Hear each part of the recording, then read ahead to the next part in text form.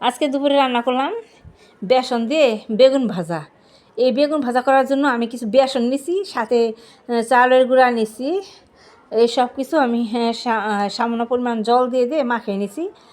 মাখিয়ে তারপর দিয়ে দিছি এর মধ্যে কিছু কালো জিরা, সামান্য হলুদের গুঁড়া, পরিমাণ মতো লবণ, সামান্য একটু কাঁচা লঙ্কা বাটা দিয়ে আমি ব্যাটারটা তৈরি করে এই বেগুনটা কিন্তু ভাইজে নিলাম। আর ওইদিকে আমার পোলাও রান্না হয়ে গেছে। পোলাওটা রান্না করার জন্য আমি পোলাওর মধ্যে দিয়ে দিছি বেগুনটা প্রায় ভাজাই হয়ে গেছে। এই যে আমি ভাইজে তুলে রাখছি একদম গরম গরম বেগুন ভাজা। আর পোলাওটাও কিন্তু আমার রান্না হয়ে গেছে। পোলাওর মধ্যে আমি একদম কাজু বাদাম কিশমিশ দিয়ে একদম সুন্দর করে পোলাওটা রান্না করলাম। ঘি, পোলাও চালটা আগে ধুয়ে ঝরে রাখছিলাম, রাইখে তারপর কিন্তু পোলাওটা আমি রান্না করলাম সব কিছু দিয়ে।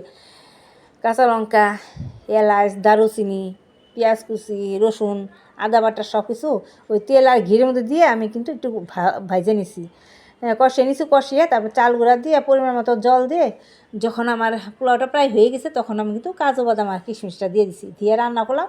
পোলাওটা কিন্তু আমার একদম ঝরঝরা হয়েছে। আর এদিকে আমার মাংসটা হয়ে গেছে। মাংসটা একদম একটু সামান্য ঝোল রেখে রান্না করলাম পোলাওর সাথে খাওয়ার জন্য। আমার এই দুপুরের রান্নার রেসিপিটা যদি ভালো লেগে থাকে তাহলে পেজটি সাবস্ক্রাইব করে আমার ভিডিওতে একটা লাইক করবেন। আর এদিকে কিন্তু আমার সব কিছুই রান্না হয়ে গেছে। পোলাও হয়ে গেছে, গরম গরম রান্না, মাংস হয়ে গেছে, বেগুন ভাজা হয়ে গেছে, সব গরম।